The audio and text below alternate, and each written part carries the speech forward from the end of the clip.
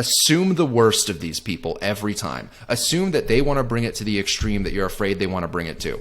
The people responsible for this letter want hospitals to deny white people medical care on the anniversary of George Floyd's death. That is the kind of, it may sound conspiratorial and Alex Jonesy right now, but I promise you that if they have their way, that is the kind of shit that they want to happen in the medical profession.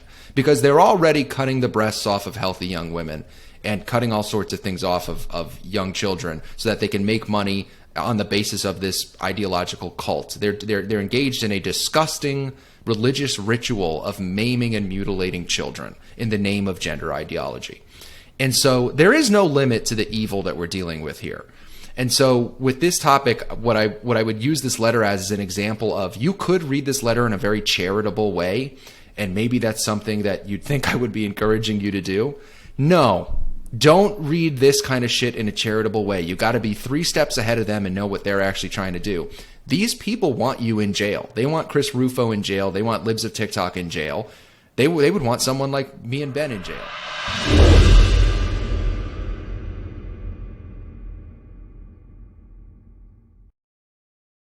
Welcome to the Veritas Podcast. I'm Scott Veritas. I'm here with my co-host Ben Rebellis, and today we're talking about a couple of things, but we're going to start with a new dating app where you can find based waifus. The conservative dating app, The Right Stuff. We were talking about finding based waifus a couple of episodes ago, and now there's an app just for that, The Right Stuff, which is this dating app that was all over Twitter. They've cut a couple of ads for themselves that kind of went, I don't know if viral's the right word, because ironically that usually has a positive connotation, even though it shouldn't in theory. But anyway, you've got this dating app. It's kind of blown up a little bit because people are kind of dunking on it, if you will.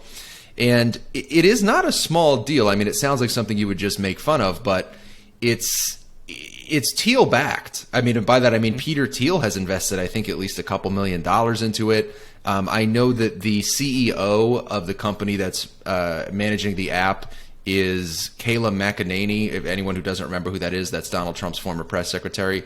It's her sister is the CEO. So it seems to have some connections to kind of Trump world. Peter Thiel's backing it. It's aggressively marketing itself as it should be in its kind of launch phase.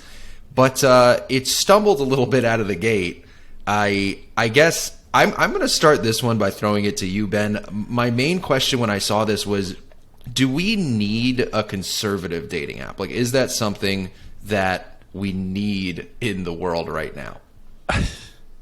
I mean, I don't know. I first of all found it hilarious. It's only available in the iPhone store.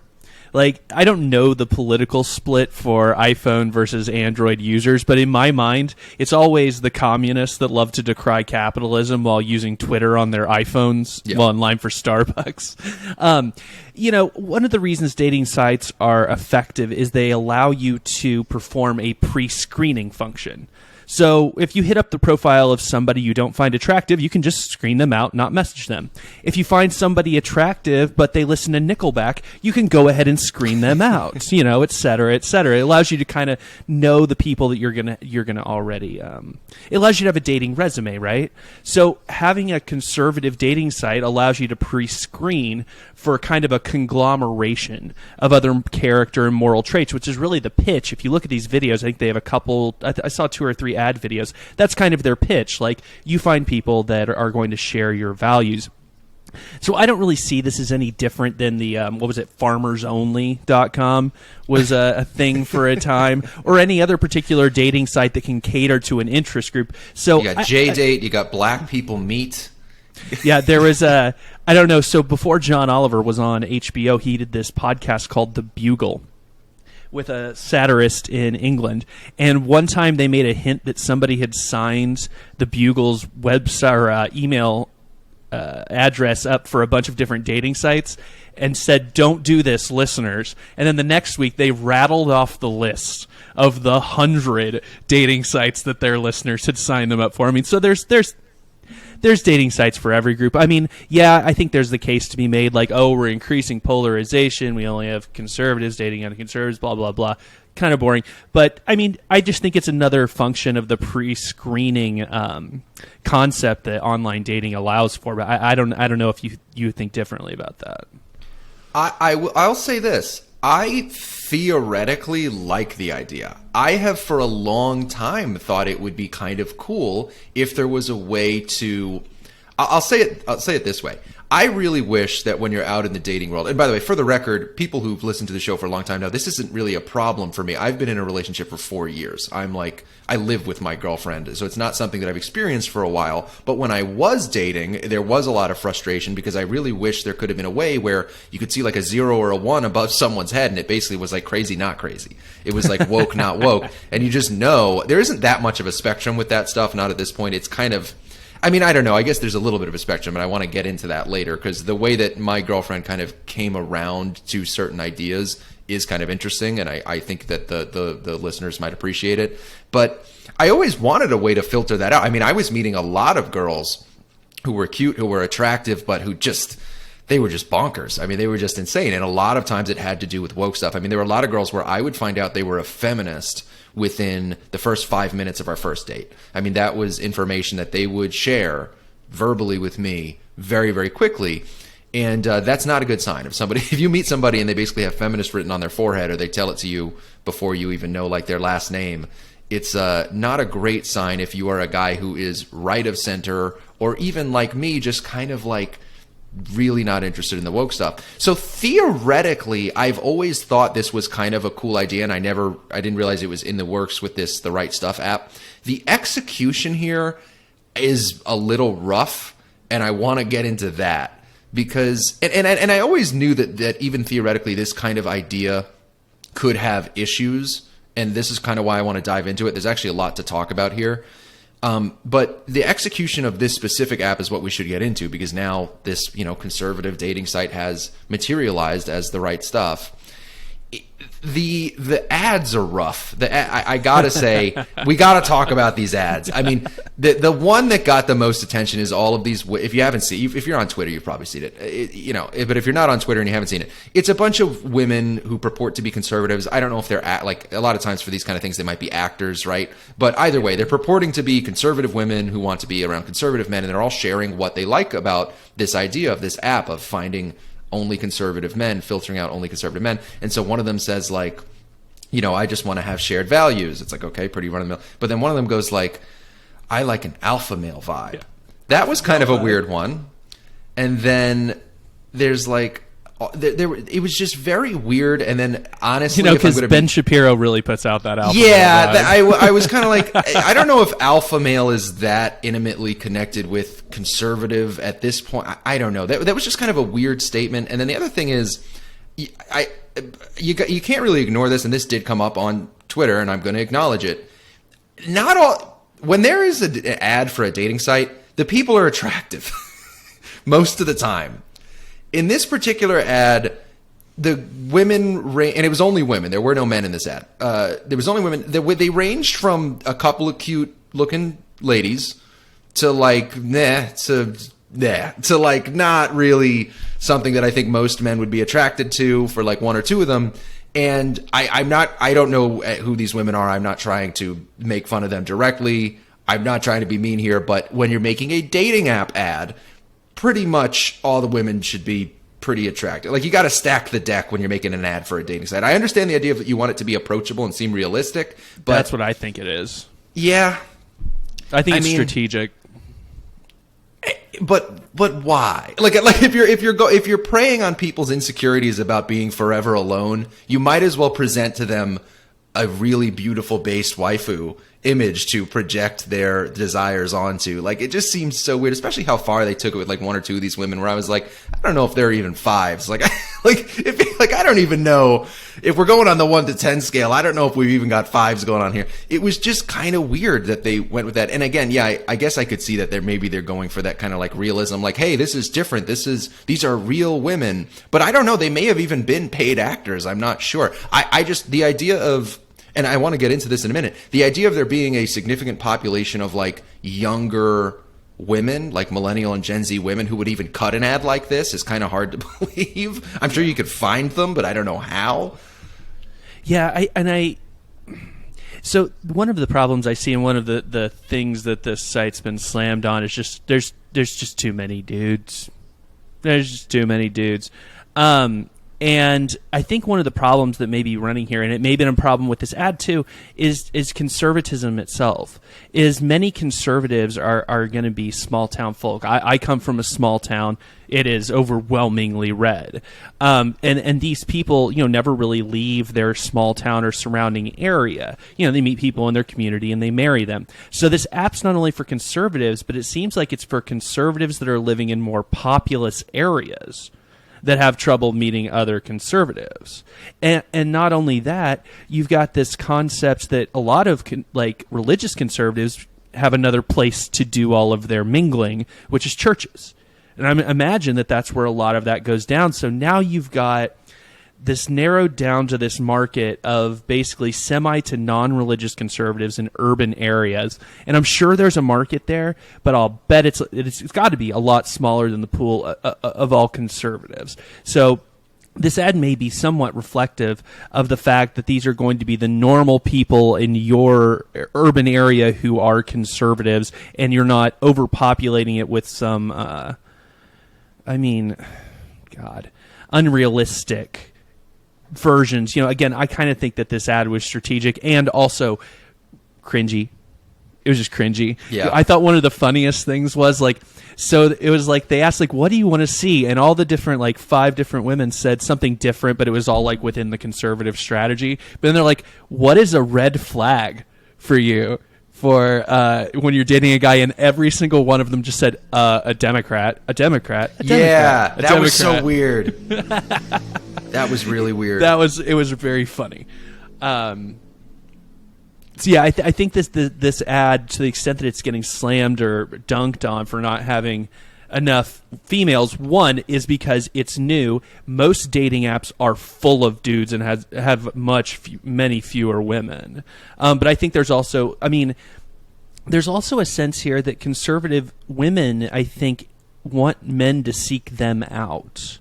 That's kind of this alpha male vibe, this wanting to fit within the standard male-female roles. And so signing up for a dating app doesn't really have men seeking you. That's really having you put yourself out there, which I think is going to be another problem going forward.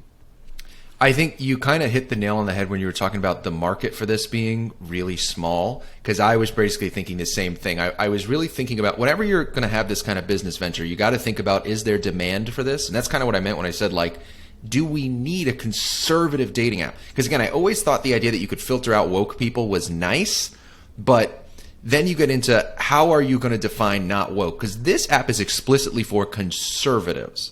Right? So that's a relatively small population. And then you're talking about, just as you said, Ben, conservatives who are inclined to use a dating app, which means they're probably in a high population area.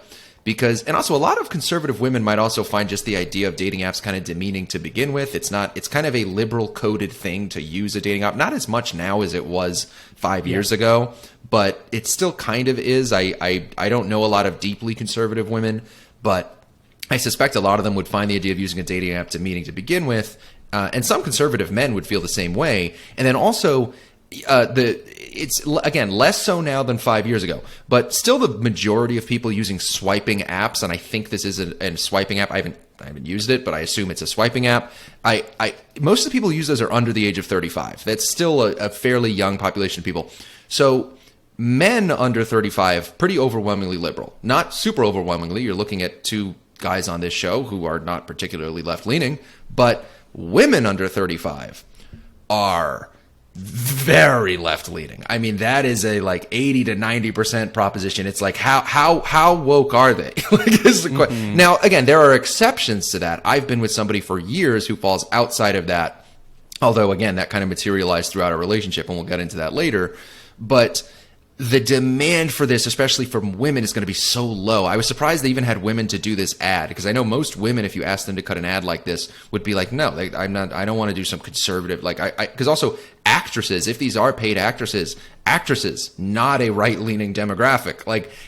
I was thinking about it from that perspective of they had to find young women actresses to pretend, or I don't know, maybe these are real women who work on the ad. I have no idea who they are. But I should have looked for the little paid actors disclaimer or whatever. It probably says it in the corner. But it's the demand here is just not that high for what this specifically is. I think if they could have helped themselves by getting a little bit more subtle and a little bit more sophisticated with exactly who this was for, by making it just explicitly for conservatives, I think they are losing a large chunk of the audience that would just be people who are interested in dating someone who is not woke. Now, it's harder to define that and to market it, because it's much easier to just say this is a dating app for people who are right-leaning, for conservatives. Right. And you get the name, the right stuff, and things like that. But if you were to be a little bit more subtle with it, kind of the way that like years ago the University of Chicago basically made themselves like the free speech kind of anti-woke university, but they weren't an explicitly conservative university. They're not Liberty University, right? I think that if this app had gone more in that direction, certainly 4 years ago when I was single, I would have been much more inclined to use it, because Tim Pool talked about this at one point, and I found it really interesting. There's a large population of men who don't like woke women but are not conservative. That's where I was not that long ago. Really where I still am. I'm not particularly, I don't know if conservative is the right word to describe me at this point, but I don't know. I think they shot themselves in the foot by limiting themselves to just conservatives and not thinking about just how few women are going to use this app. And there's one additional thing I thought about is I bet that the population of women on this app will be almost exclusively conservative, but the population of men on this app will not be, because dudes, we're willing to date attractive girls, and that's kind of like the number one criterion for a lot of guys. But females, I think that they will be exclusively conservative because they're willing to sign up for this app. So I think that's going to be another problem and another manifestation of why they're like, there's too many dudes. Because, listen, there may be some woke dudes who are willing to date a Lauren Southern-looking conservative girl, but it doesn't work the other way around. Yeah, I mean, there could be something kind of trolly and gross happening there. I wouldn't be surprised if there were. I would think that most of the kind of like woke dudes who would spend their times on this app would probably be doing it almost like to troll any conservative women that they have on there. I think I saw somewhere that you cannot try to find a same-sex partner on this app. I don't think you can. Or you can definitely only put two genders. Yeah, you can definitely only put two genders. Which I don't know, stuff like that I doesn't bother me, because I would swipe right past all that other stuff when I was back in the days when I was swiping. I saw a lot of interesting things on there that I would just immediately buy. But yeah, it's, I don't know. I mean, I guess where I kind of want to take this conversation is into, if this isn't the answer, because I want to give like a pat on the back to the people who tried to do this, insofar that I think getting people together in relationships who aren't insane is a good thing, is a virtue. I am pro connecting people who aren't fucking crazy to start relationships. I want to give a pat on the back to the people, to Peter Thiel and everybody else who tried to do this, because I think there's something there. I don't like the execution, but I kind of like the idea. I just think that it probably shouldn't be explicitly conservative. I know that makes it harder. It's much harder to have a brand that is not what. How do you brand that, right? It's hard. But I wish that somebody had taken on that challenge. And I guess kind of what I'm thinking about is, what do we do about this issue? Because the thing that I will give this app is it is addressing a real problem. There's a problem right now, as I said before, especially if you are a young man and you are in the dating world. Won't be the first time I've said it on the show, and it won't be the last. It's a very serious issue. I had a lot of problems with this before I met my girlfriend. You will meet so many absolutely insane women, and they are insane because they are, fully indoctrinated into the woke orthodoxy. And it's only gotten worse since I met my girlfriend. I've kind of thought of it as like I took a lifeboat off of a sinking ship when I left the dating scene. It was 2018 when I met my girlfriend. I got very lucky because things got even worse not that long after that, after the kind of 2020 woke reckoning. But I'm really curious what the solution to this problem is, if it's not this sort of the first thing you would think of, which is like a right-wing dating app. Yeah, I mean, isn't it the same solution that we're always begging for out of the media of, can't we just have someone to tell me the news and be sane? I mean, because I think the dilemma you're talking about, Scott, is you've got this, I don't like this term, but it's what's on top of my head, this silent majority of guys who just want to date a normal girl, who are normal guys themselves. They're not ideologues. They're just, I mean, and I'll speak for myself and also for you, because why not? we're just normal guys who, yeah, we've got some political leanings, we've got some thoughts about it, but it doesn't control our lives. It doesn't bum me out, to the point where it actually is a manifestation of like being depressed. When there's bad news, yeah, I have opinions on things. Obviously I do. I'm on a podcast where I talk every 2 weeks about political opinions. But you know what? I have hobbies. I have a life outside of this. I like to cook. All of these things. So you've got that group of guys going on to OkCupid or whatever the sites are these days. I have no idea what it is. OkCupid's the worst one. That's explicitly woke.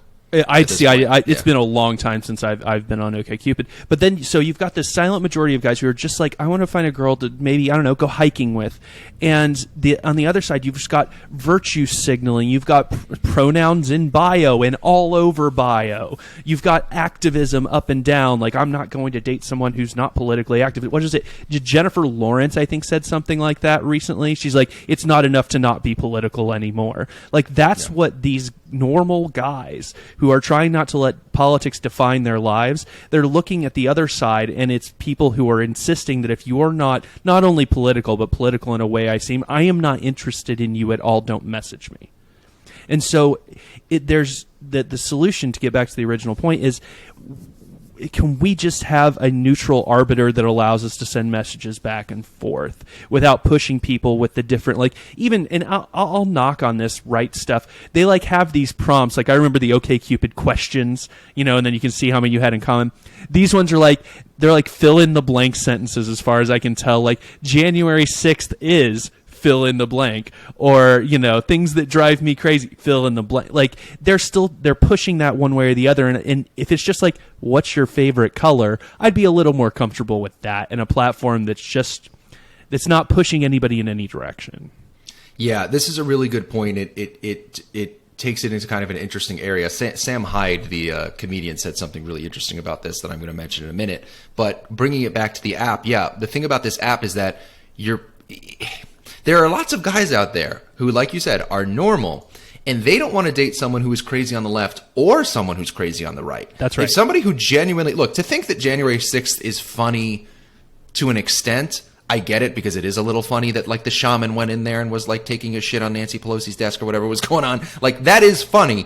But it was also not funny that, like, cops were getting the shit beat out of them or whatever. Like, it's also not funny when you really get down to the fact that there was a riot in the nation's capital. Or, like, if I met a girl, if I let's say I was in the dating pool and I wasn't with my girlfriend, I went on a date with somebody who, like, comes to the date with a Make America Great Again hat on.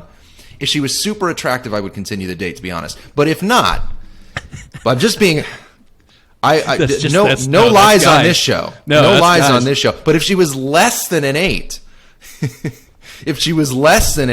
the Trump hat would be a deal breaker. I'd be like, that's a little weird to come to the date with that. Like, I would date a Trump voter hypothetically, but it would be a certain kind of Trump. I don't know, not a Trump fanatic, right? So that's another thing about this app is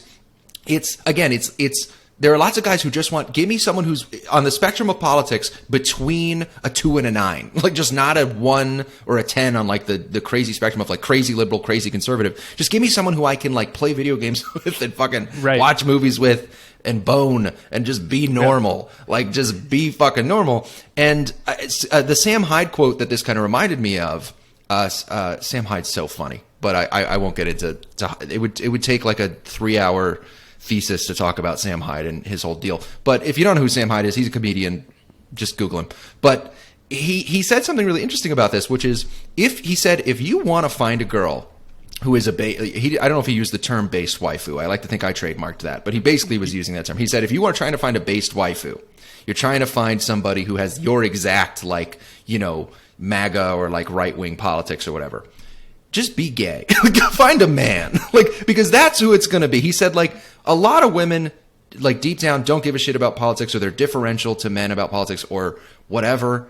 And like at the end of the day, it's like the sort of, like, I mean, he basically made a joke about, like, find, like, an autistic man, and that's who's going to have your, like, frog Pepe politics. And it's because, like, yeah, I mean, that's 99.9% of the time who has that kind of politics. And I'm not all the way on that side of the spectrum. I'm not Sam Hyde's target demographic there, but I totally get it.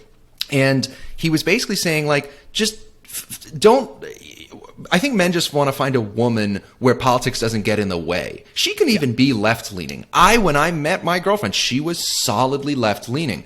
But within the first couple of months of the relationship, I identified, I can work with this. She's not insane. She's listening to me when I talk about these things as they come up. And then 2 or 3 months into the relationship, and here's where I can actually dispense some advice to our viewers if they're curious about how to do what I was able to do, which is in the 2018 dating marketplace, actually find like a sane, marriageable woman, is, don't immediately dump on them like, hey, have you ever listened to Jordan Peterson? Give it a couple of months, actually start to, me and my girlfriend started to fall in love and get to that point where there's actually like that respect and love built up for at least a 2 or 3 months. And then you just kind of slowly introduce some of the information that would get them to question some of their, some of their views. Because, in 2018, the Evergreen College stuff was still quite contemporaneous. So I showed some of that stuff to my girlfriend at the time. It had happened only a year prior, and she was blown away. I mean, she was like, wow, the left can actually go way too far.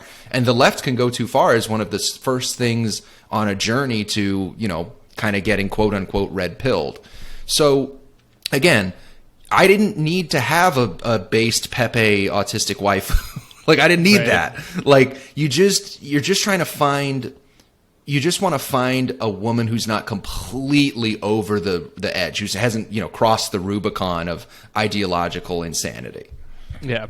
And I can say, one of the things that brought me and my fiance together after we met was, we both had voted Libertarian. And, but she was very skeptical of my views about gender ideology, about my antipathy for identity politics. She'd see me rolling my eyes or shouting at the TV when I'd see some of this virtue signaling come up. And, we would have like these very small discussions. I mean, I don't even want to call them arguments, but discussions about it. And I didn't even have to put much pressure on her until about, 6 months ago. She actually just told me, she's like, you were right about this. She's like, I thought it was a small deal. And she's like, it's everywhere. And I'm like, I told you, like, it's so even just being the person you are and not even having to slowly, sprinkle the red pill into the meals, can be enough. And, I will say, because apparently now this is the, Ben and Scott dating hour, it's come to me recently to think of, how actually, if you guys want to, talking to guys out there, meeting girls is to meet people. Dating apps are good. They serve a good function. But honestly, developing friend groups and connections above all is really the best way. The most successful relationships come from people because you've already... It's kind of serving that pre-screening function I was talking about, is if you really like this dude and his girlfriend invites you to this girl, there's already some screening that's going on naturally in there. Have some hobbies. I recently joined a steel tip darts league. And I've met the guys that I do it with are fun, and I've met their wives and girlfriends, and I was single. That probably would have been a good source. So getting out, doing things, having hobbies, and making friend groups and connections, really, that I think is probably the best way to get out and try to find your based waifu trademark, Scott Veritas. Yeah. Well, that's the thing. If again, I was thinking about this for based waifus. We know where they are. They're not generally on dating apps. Maybe you can find them in a church. I haven't been in a church in a while, so I guess I can't say from experience. But you go to church. If you're in college, go to the College Republicans or the Young Americans for Liberty. You can find them in real life. That's probably where you're going to have a better time finding them.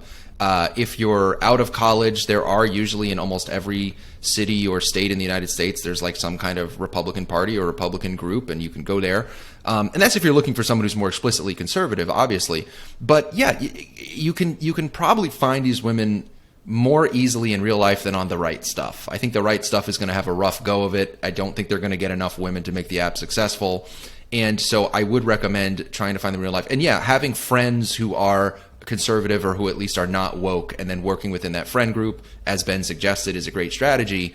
And yeah, no, I'm glad we're doing the Ben and Scott dating hour, because it's actually the intersection between politics and dating is just undeniable at this point. It's because I wish it wasn't, right? That's kind of what we're saying. We wish it wasn't, but if you are under the age of 35, it is such a politicized generation, the millennial generation, and I assume also for Gen Zers, it's probably even worse. it's just people, especially young women, are just indoctrinated into this ideology, and it comes up on dates. And yeah, I would say another important point that kind of goes back to what Ben was saying about meeting people in person and having some kind of pre-established relationship is what I think to some extent made Ben's relationship with his fiance successful, and what has made me successful with my girlfriend, is just the fact that there's respect and love and admiration that exists before politics comes into the conversation. Again, do not on the first date be like, what do you think of Jordan Peterson? I know it's tempting to try and filter people out immediately. Give it a minute to just like actually develop a human relationship with another person, and they can out themselves, right? If they immediately say like, hey, have you read White Fragility? Then like, that's one thing.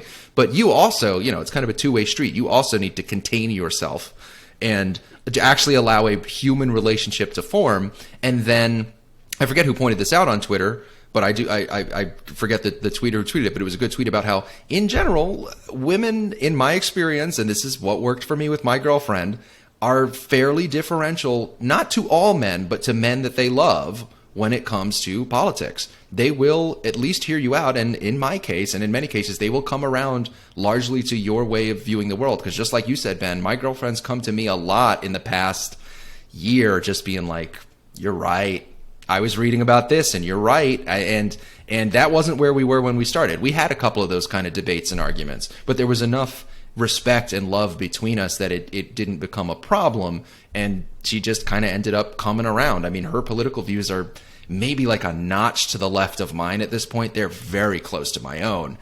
And that is kind of my recommendation is, but the other part of that is you do have to play the numbers game. You're going to have to go through a lot of shitty dates in order to do this, to find kind of the sane woman in the insane haystack. Which is what dating apps are actually good for. Yes. Dating apps are really good for getting in the reps. Like, I went on many OkCupid dates, and just having a lot of first dates, that actually gets you a lot better at having first dates. Yeah. Also, on the first date front, if you're listening to this show, I presume you're fairly online. And going on that first date, you should not assume that the person you are going to be with is as online as you are.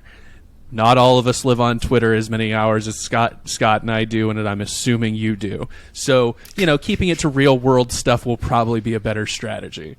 Yeah. If you want to have that kind of apolitical woman in your apolitical relationship with an apolitical woman, you got to be apolitical for at least for those first few dates. And yeah, I mean, that's it seems obvious, and yet I do think it's something that people are struggling with. I mean, yeah, that's the thing is, it's only fair that if you don't want a woman to like drop into the first date, like, have you read Right Fragility? I'm a feminist, blah, blah, blah. Like, it was like Louis C.K. jerking off in front of people was the new 9/11. Like, if you don't want them doing that, like, then you can't drop in there like, do you have my autist Pepe politics, like with your Pepe hat and your MAGA hat? Like, it is a two-way street. And so that's the thing that I think some guys probably do get wrong, is that they're going in there saying like, let me filter this out immediately. If I had done that with my girlfriend, I think I would have scared her away. I think I would have. Yep. I think if I had dropped right in there, just like talking about this stuff, I might have really costed myself. Because, by the way, it is that was a kind of 1 in a million shot. You got to play the numbers game. I went on a lot of terrible dates and had some really awful experiences before I met my girlfriend. So you don't want to let the one that actually will work for you slip away just because you were overzealous with your own beliefs. So yeah, I think that might be a good place to leave that story, because I think people have something to take away from it. The Right Stuff, I don't think is long for this world. That's no. Not. I don't even think it will take that long for it to. I think it will go the way of CNN Plus.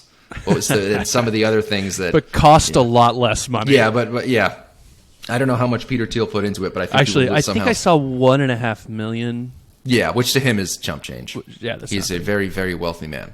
Yeah. But another thing that came up this week that is just a lot less funny, and it's actually the reason that we decided to have it be the second story for today's show. It's kind of a darker story, so it's a little bit of a change in tone. The American Medical Association, who you would really hope were just a really solid group of people, considering that they are like the professional association for fucking doctors and the kind of people who like perform surgery on you and things like that.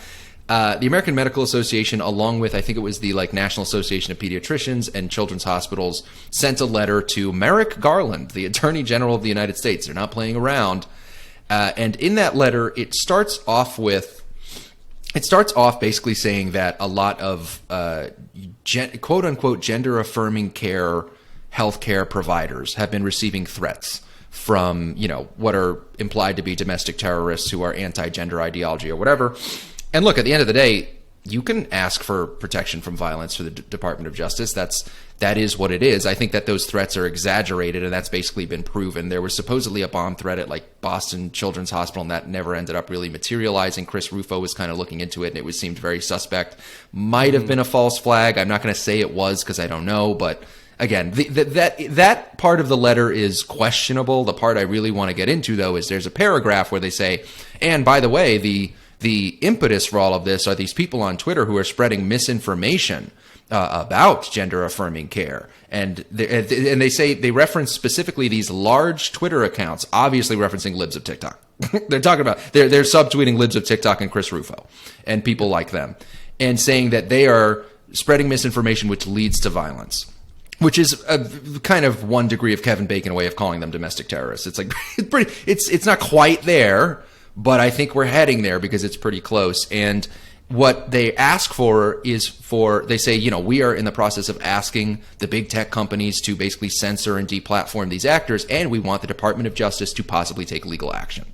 And that is a massive escalation in the culture war. I mean, I say that all the time on this show. Unfortunately, there's seemingly a massive escalation every other week when we do this show. But I did think we should talk about it because it is say it with me now, massive escalation. And it's a kind of a scary one. I don't have a lot of jokes to tell about this one. I don't really know what I can. Oh, what's that? I have one.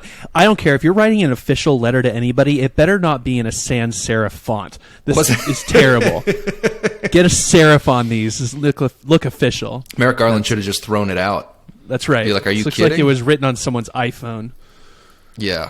But I mean, this whole situation, the thing that gets me about it, and the reason I'm kind of being so serious about it and kind of treating it as a black pill, which I try not to do on this show too often. I don't want this show to just be the black pill hour where I'm just being depressed about our society. This one's rough. I mean, the thing that I've ever since I started podcasting, and I had a show before this one, and that I did with some friends years ago. And from the first episode of that show a few years back all the way to now, I've always talked about these institutions, these core institutions that used to help bind our society together and help us make sense of the world and help us exist as a society, that have been infected by the woke orthodoxy and taken over by the woke orthodoxy. And these days I talk about, what do we do about the fact that these institutions have been taken over? And the answer some of the time is let them die. Let them die. Some of the time, the answer, I look at how bad things have gotten, the rot in academia, in the news media, with certain social medias. Like, I'm kind of hoping if Elon Musk does take over Twitter, he just deletes it. Like, sometimes I'm just like, let these things die. We cannot do that with hospitals. We cannot do that with the medical industry. We cannot do that with healthcare. That is not an option. There is untold suffering and death that will occur if we just say, like, oh, let's just let the American Medical Association be completely insane with woke nonsense. The consequences of that are way more severe. And so it kind of escapes me what exactly the solution is, although I will talk about what I kind of would want to propose in a bit. But Ben, I mean, what do you think? So one thing I do want to say about what the AMA is, and I am going to make a lot of reference here to the American Bar Association because that's what I'm most familiar with, but they are very similar organizations. And it's important to understand what these organizations really do because I don't think most people understand what these organizations are. The American Bar Association, the AMA, so the ABA does not license attorneys. Individual states do. The AMA does not license doctors. Individual states do. So the AMA actually has a little bit less power than the ABA because the ABA accredits law schools, but putting that aside, these are advocacy organizations for professionals. So in my context, let's put it this way. I am not an ABA member. I do not pay dues to the American Bar Association. I am not required to pay dues to the American Bar Association. If I join the ABA, that gets me extra newsletter emails and invitations to local events where I can glad hand with other douchey attorneys looking to engage in a networking experience. All of that to say is that belonging to these associations is voluntary and has nothing to do with the actual operation of the practice of any given doctor. Now, I may not know, the AMA puts out a bunch of guidelines and they say all these different things. So yes, this is a powerful, influential institution, but should it fall, should it go away, that doesn't really mean anything for the survival and vitality of the medical profession. Why? But it's important that they're doing this because the AMA is using the power, the perceived power they have in the country to say that doctors as a whole believe in gender-affirming youth medical transition. That is not true. Or at least it's not true among the real beliefs of doctors, let alone, although they may be silent back. No, this is just another left-leaning organization that has been populated by gender ideologues chasing the newest fad, and is contributing to the decline of public institutions. See, because most people believe the AMA has more power than it actually does, it actually speaks very badly of the credibility of institutions that do have real power. And then that general disdain is so widespread because people attribute so much more power to the AMA than it actually has, when in reality, it's just a lobbying organization for doctors. It's just an advocacy group that says to speak on behalf of doctors. Yeah, I mean, because basically every profession has kind of their professional group, pretty much anything you're in. And that's basically what this is for medical professionals. But it's just, I guess... clearly this particular association is completely captured by the woke orthodoxy. But you're right, and I'm glad you pointed out, Ben, that doesn't mean, and I certainly didn't mean to imply in the intro for the topic that, all doctors believe in this stuff. Obviously, there are tons of doctors who don't. Some of them do speak out. I think a lot of them are cowed into silence, as you kind of implied. But I worry if these associations are allowed to be taken over. My worry isn't that already the hospitals are taken over. Right now, if you walk into a hospital and you're a straight white male, they don't deny you care. They don't walk in and be like, except for COVID shots. Yeah, although that was, the COVID stuff was racially triaged. So that's the thing. We're bordering on that point. But that's kind of my fear. Isn't that we're there now? We're not. I can walk into a hospital right now as a white guy and still get, my appendix taken out or whatever I need. But I'm afraid that if what's happening in the AMA is a sign of what actually will become kind of the modus operandi for most healthcare professionals, that we will get to a point where, look, we already are seeing that it is pretty easy to bring teenage girls into these gender clinics and chop their breasts off because they think they're a boy. And those photos are all over the place. And I can't tell you how they make me feel. It's dark stuff, and it's happening a lot. It is being reported on by, you should all be following Chris Rufo and everything that he's kind of reporting on. And Libs of TikTok, I know it's not fun to watch those videos, but it's important stuff, I think, to keep. And you should be skeptical of some of it because some of it is a little blown out of proportion, but that's neither here nor there. At the end of the day, I am worried about this industry going the way of journalism, going the way of being a college professor, of academia. Yeah. Those are completely captured institutions that are they're illegitimate at this point. I want them to disappear, and we have to build on their ashes. It's just the only answer. You cannot fix academia. You cannot fix the mainstream media. They are beyond that point. I'm very, very worried what would happen. We're not there yet. We're not there yet. It is fairly new, by the way. It's a fairly new phenomenon that the sort of scientific and medical professions are woke. That's the last 3 or 4 years, whereas a lot of this stuff has been going on for 10 plus years. In some cases for decades, but certainly academia has been sort of getting infected over the process of several decades. This stuff is fairly new, and we actually, I think, do have a chance to do something about it. But I'm just not entirely sure what that is, and it may look kind of ugly at the end of the day. I don't know. Yeah. On the recent progression, Katie Herzog did some great articles for Barry Weiss's Substack a few months ago about the growing woke influence in medical schools, the discussion of biological sex. And then moving up the stack one level, something you said, Scott, is how dark this is. And the darkest part of this, I think, was exposed by Matt Walsh recently. I believe it was at Vanderbilt. And it's the profit motive. If you put children on hormones, puberty blockers, cut off their breasts, and change their genitals, there's extremely complicated procedures that have complications in the vast majority of cases. You have now created a patient for life. So many people give automatic credit and credibility to the medical profession for always being in favor of the patient's best interest. And maybe at the doctor level sometimes that's true, but at the institutional level, at the hospital level, that is 100% nonsense. Hospitals give about as much shit about your health as banks do about your solvency. They don't care. They are chasing money, and they are willing to push gender-affirming care that results in body parts being cut off of children to make money. And a question I wondered about is, why aren't insurance companies pushing back on this? If insurance companies are covering these, and I don't know if they are, excuse me, I don't know if insurance companies covered the parts of these surgeries, their aftermath, but if this is just inflationary, inflation of hospital bills on the part of hospitals, I would think insurance companies would want to be coming in and saying, no. We're not going to either pay for this, or you need to have better standards. So that was an interesting question. I didn't put this in our notes, Scott. I apologize. But that was something I was kind of thinking about. It could be a countervailing force. Yeah, it's an interesting question. I mean, we are seeing...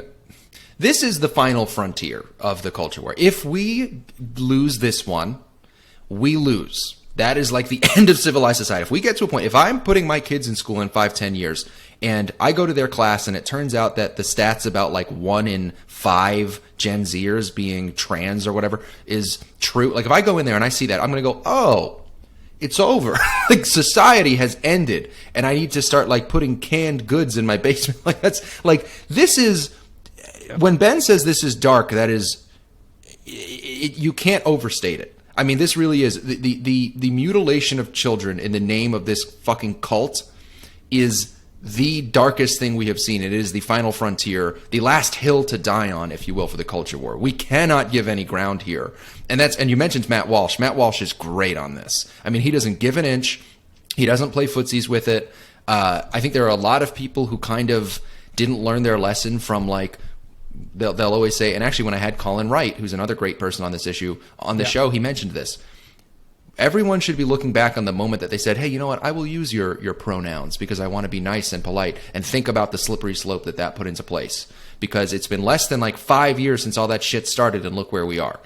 So this really is, I have to just say to the audience and to anyone listening, this is the hill to die on. This is the final frontier. Do not give an inch. Let's bring it all the way back. Turn back the page to 2013 or whatever, before this was anywhere near as big as it was. And that may mean having to be a little mean and a little nasty at times and not the most polite, if you will. And I think you all know what that means. But yeah, it's in terms of what you said, Ben, specifically about the insurance companies pushing back, they need to start doing that. I don't think they will just because they don't want the blowback. I mean, I think that's... We've actually... So this brings up a really interesting conversation about the profit motive. There are... A lot of people thought that wokeness would end when it met the brick wall that is American capitalism. People were like, oh, once companies start losing money, you said once they start going broke because they're going woke, right? We hear go woke, go broke. They will stop doing this. We see that a little. It will work sometimes. I think Disney got a new CEO who's like a little bit... whoever it was that canceled the Batwoman movie, that was a decision that I think was influenced by a new executive who, for those that don't, there's a guy named The Critical Drinker on YouTube who did a video about this, and you should all look him up because he's great content creator. The Critical Drinker was talking about how there are some signs that at some studios they're saying like, hey, let's pull this back a little bit. We're losing a lot of money. So there are some cases where that's happening, but by and large, it's not happening. I mean, Star Wars lost... Well, I mean, and then it is kind of arguable with Star Wars. Star Wars lost so much money because The Last Jedi left a really bad taste in people's mouths, and then the following Star Wars film, Solo, just tanked. And so it seemed like after... Well, for a minute, it seemed like after that, I mean, they canceled certain projects, and they kind of changed some things. But then Kenobi was just like woke garbage. The Boba Fett show. You know, like, I don't know. I feel like we're seeing more signs that... To bring this all back to the insurance companies, we're seeing a lot of signs that even when it is in the financial interest of a company to not be woke, they are so scared of just like the social blowback that they won't do it. Like, they will lose the money. Look at Gillette. Gillette lost so much money when they released that stupid fucking ad about toxic masculinity. Oh my God, that ad was so fucking dumb. That's cringe. Back, it was like 2019 or whatever. They released that stupid fucking ad, and they lost a ton of money. They put it on their financials. They were like, we lost a fuck ton of money because we got boycotted. I boycotted Gillette. I used to use their razors, and I, to this day, don't use them. And you know what they said in their letter where they were disclosing that information? They said, like, and we believe it was the right thing to do and was worth it. And like, I'm sure shareholders who lose money want to hear that.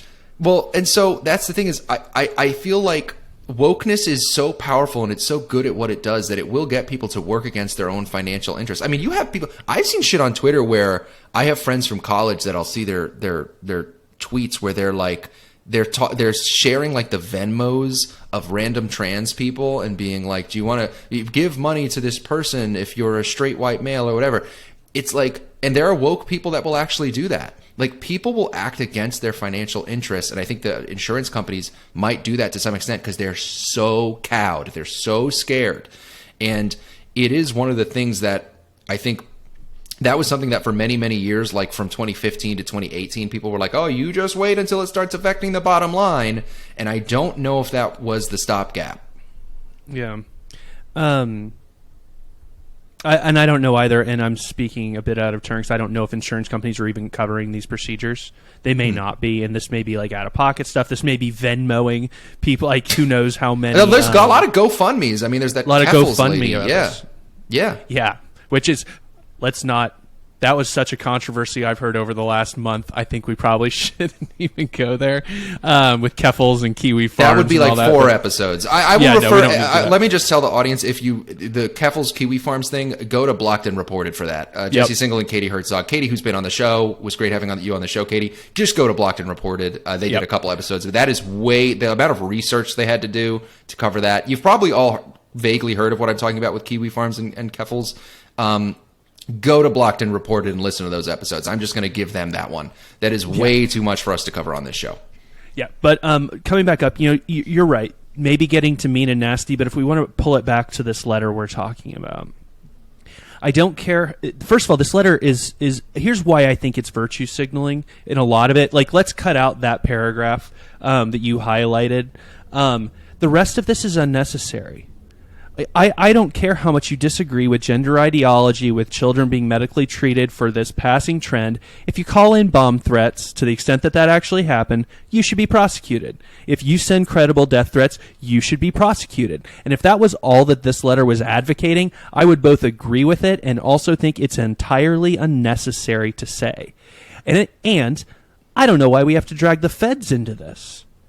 Are they not working with state and local law enforcement who don't have as many resources as the FBI and DOJ? But there's FBI offices in every state. FBI offices will participate in single investigations. Why are we sending this letter to the DOJ other than to signal that we, as the AMA and the American Academy of Pediatrics and the Children's Hospital Association, have this ideology? That's the purpose of this letter. And it also brings it. It also brings it to this kind of all crimes should be prosecuted, but I also kind of have a suck it up type of mentality here when it comes to quote unquote harassment. So let's say you decide to work as a staffer for Marjorie Taylor Greene, who is by no means a non-controversial figure.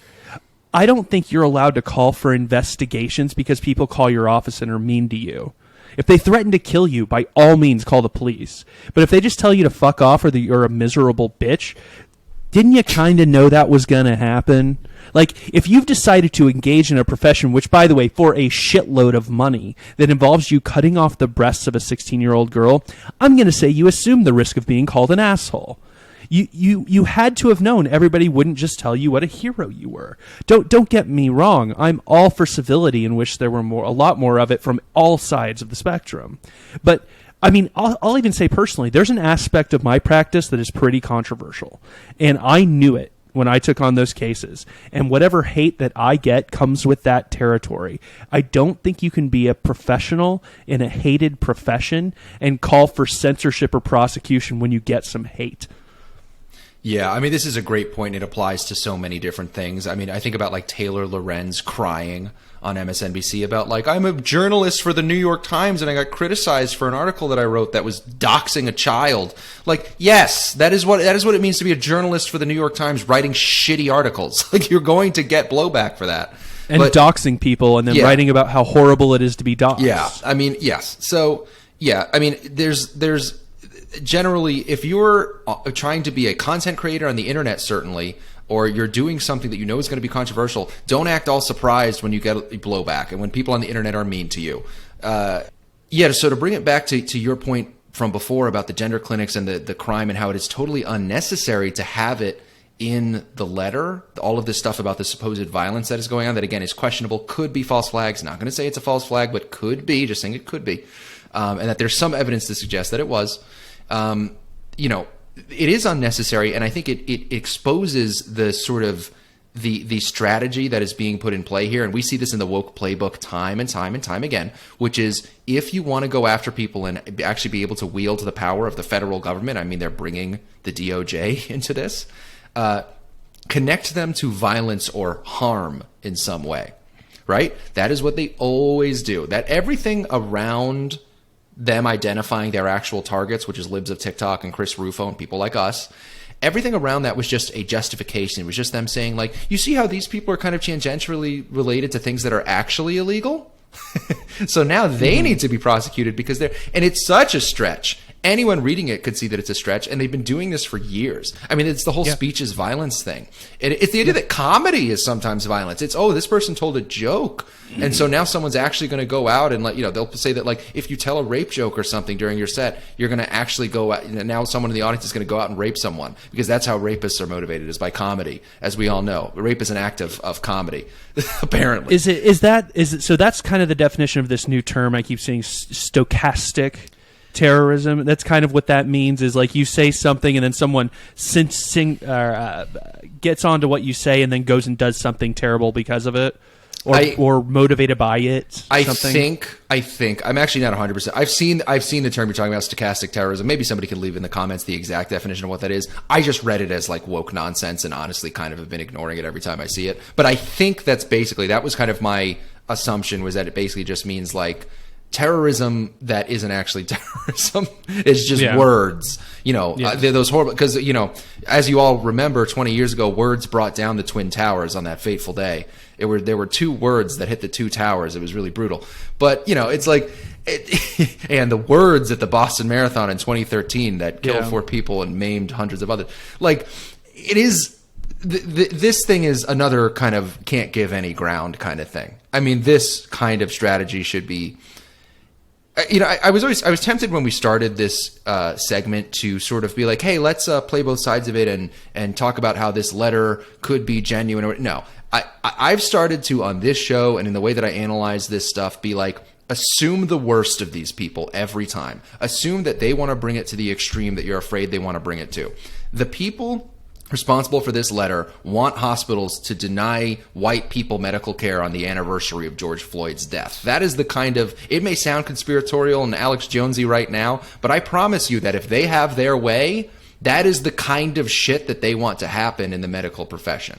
Because they're already cutting the breasts off of healthy young women and cutting all sorts of things off of young children so that they can make money on the basis of this ideological cult. They're engaged in a disgusting religious ritual of maiming and mutilating children in the name of gender ideology.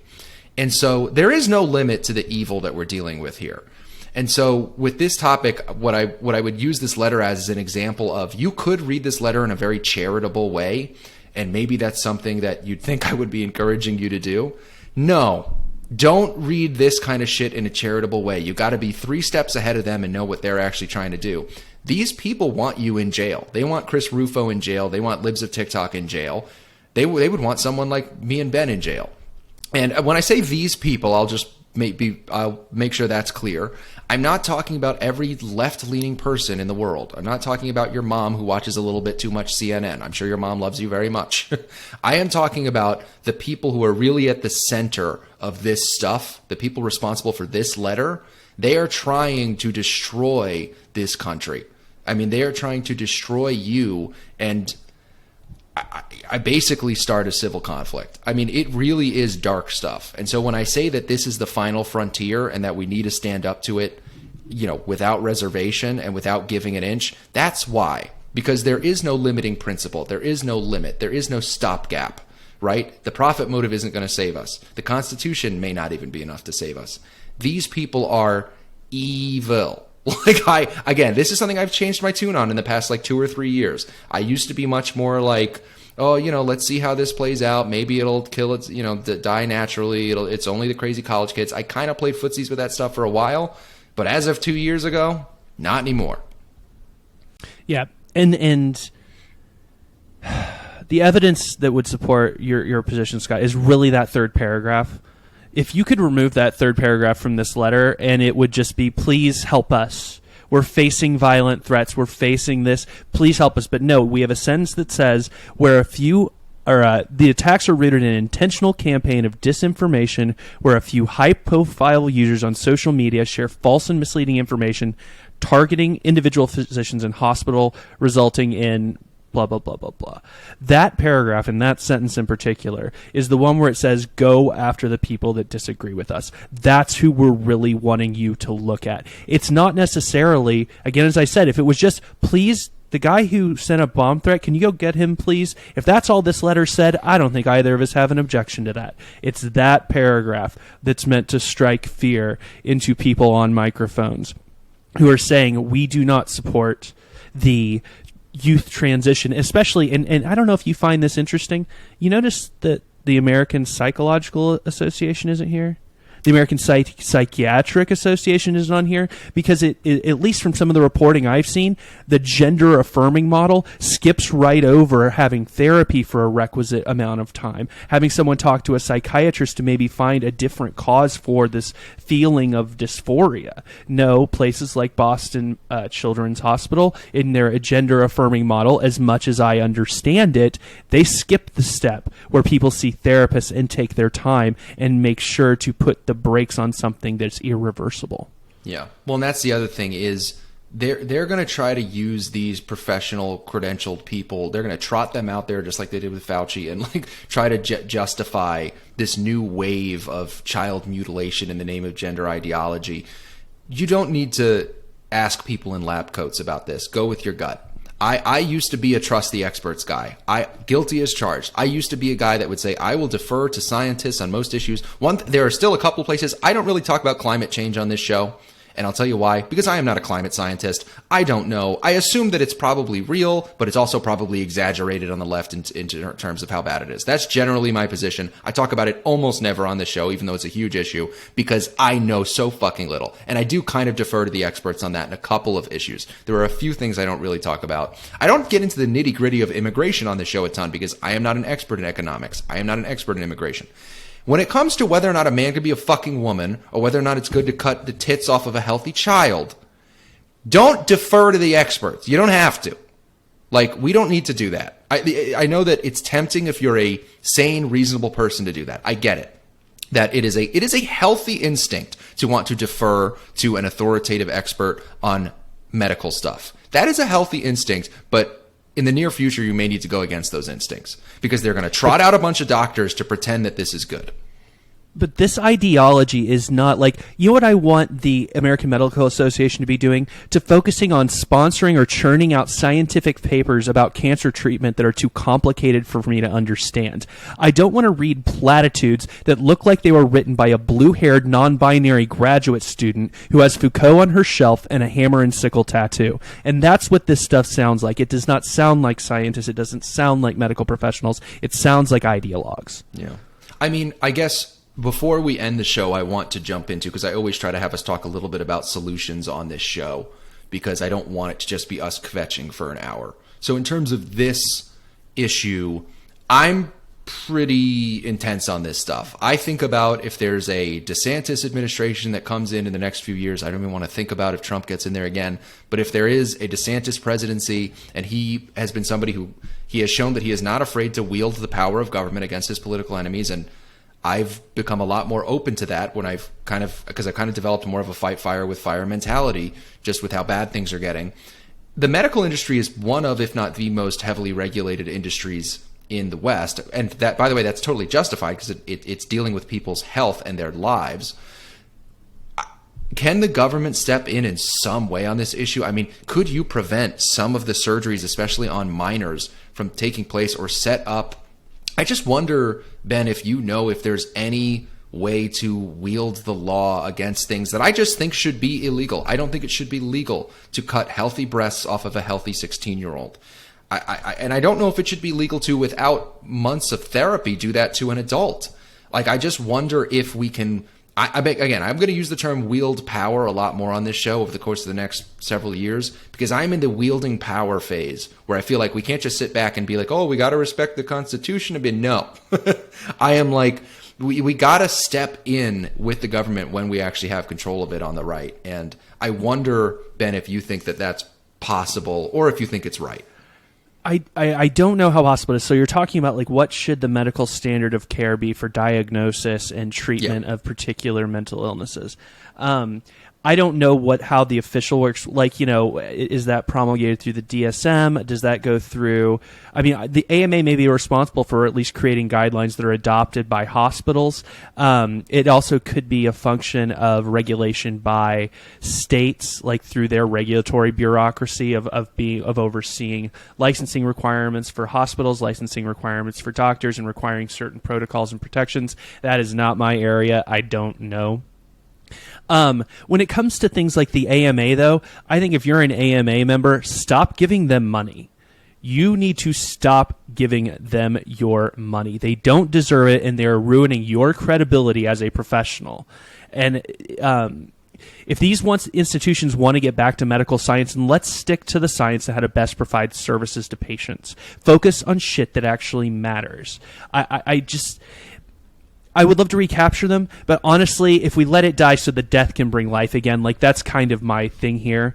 Another solution, and it's hard when you talk about formal, like hospitals, which are entirely corrupt institutions and only care about money and only pretend to care about this issue because it can make them more money. But we can start our own institutions when it comes to things like alternatives to the American Medical Association. You have there's an example I'm sure I've used before of the University of Austin, which is supposed to be a heterodox way to disrupt education. Can a new organization compete with the American Medical Association? Maybe, but it'll take time. Another solution is to stop supporting super centralized institutions. So medicine is has become really specialized. So it's really dumb to say that one institution speaks for all doctors. The difference between a neurosurgeon and a pediatrician and an endocrinologist is super vast, and they have very little in common. So if you want to support organizations that are, one, specific to your field, and or two, specific to your locality, because you're going to have a lot more control and sanity as you get more and more specialized and more local, and to leave these national organizations to die away.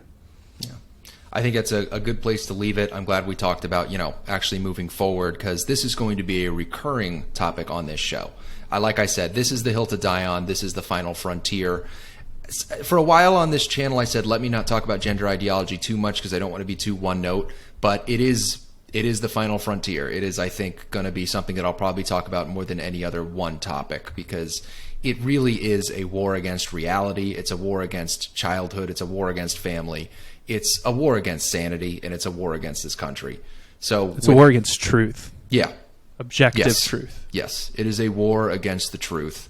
And we have to stand on that hill. So I know kind of a darker way to end today's show, but I hope you all stay with us because it's going to be a bumpy ride. I really do think the next few years. But we'll be talking about it here on the Veritas Podcast. We appreciate you listening. If you're on iTunes, leave a 5-star review. Get this message out there to more people by leaving a 5-star review on iTunes, liking, commenting, and subscribing on YouTube. We'd love to hear what you thought of today's show. I'm Scott Veritas. My co-host is Ben Rebellis, and we're going to see you next time on the Veritas Podcast.